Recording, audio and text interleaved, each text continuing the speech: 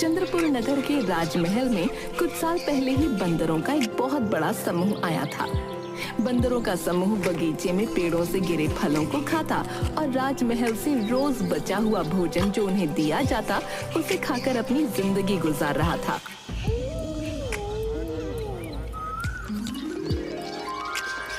सरदार, तुमने तो हमारी जिंदगी ही बदल दी। अगर तुम्हारी बात मानकर हम इस राजमहल में ना आते तो आज बाकी बंदरों की तरह जंगल और नगरों की धूल खा रहे होते। कितनी मेहनत भरी जिंदगी होती है वहाँ। तुम सबने मुझ पर विश्वास किया और मुझे अपने समूह का सरदार बनाया है, तो मेरा फर्ज बनता है हमेशा तुम सबका भला सोचने और तुम सबकी देखभाल करने का। सरदार, तुम्हारे कहने पर ही हम सब चंद्रपुर आए और इस राजमहल में शरण ली। तुम्हारी बात मानकर हमने कभी पेड़ों पर लगे फलों को तोड़कर खाने की कोशिश नहीं की। जो कुछ भी पेड़ से गिरता हम वही खा लेते और उसका नतीजा ये है कि महल के सेवकों ने कभी हमें महल से भगाने की कोशिश नहीं की, बल्कि वो सब तो खुशी खुशी हमें महल का बचा हुआ स्वादिष्ट भोजन भी देते हैं। हाँ, जिसके कारण हम सब इतने हृष्ट पुष्ट हो गए हैं। सभी बंदर ठहाके लगाकर हंसने लगे। वनराज एक बूढ़ा लेकिन बहुत ही ज्यादा बुद्धिमान बंदर था और समय समय पर अपना परामर्श बंदरों के समूह को दिया करता था। वनराज की बुद्धिमानी की वजह से बंदरों का समूह आराम की जिंदगी बिता रहा था।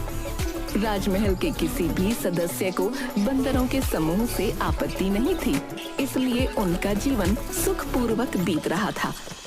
एक दिन राजमहल में महाराज अपने मंत्री से बोले,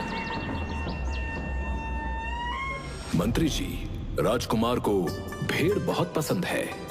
वो सारा दिन सिर्फ अपने इस भेड़ के आकार के बने खिलौने को हाथ में लिए रहते हैं।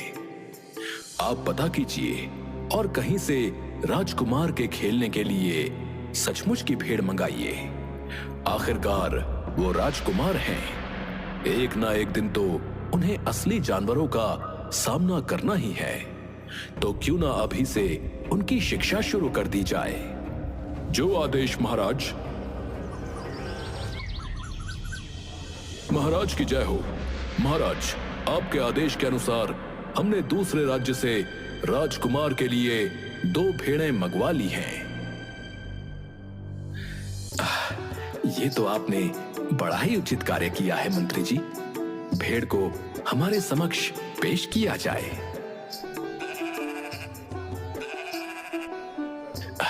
मंत्री जी, ये भेड़ें तो बड़ी ही अच्छी नस्ल की लग रही हैं। महाराज, हमने जिस राज्य से इन्हें मंगवाया है वो राज्य अपनी अच्छी नस्ल की भेड़ों के लिए ही प्रसिद्ध है। उस दिन के बाद से एक प्रशिक्षित व्यक्ति की निगरानी में राजकुमार भेड़ के साथ खेलने और समय व्यतीत करने लगे थे। अब राजकुमार का सबसे प्रिय साथी ये दोनों भेड़ थे। दोनों भेड़ों में से एक भेड़ बहुत ही चटोरी थी। जब मन करता रसोई में घुस जाती और खाने की जो चीज मिलती उसे खा लेती। इस चटोरी भेड़ ने तो मुझे परेशान कर रखा है। जब देखो तब रसोई घर में आता है और जो भी खाने की चीज मिलती है उसे खा लेता है। मुझे हर समय इसकी निगरानी करनी पड़ती है।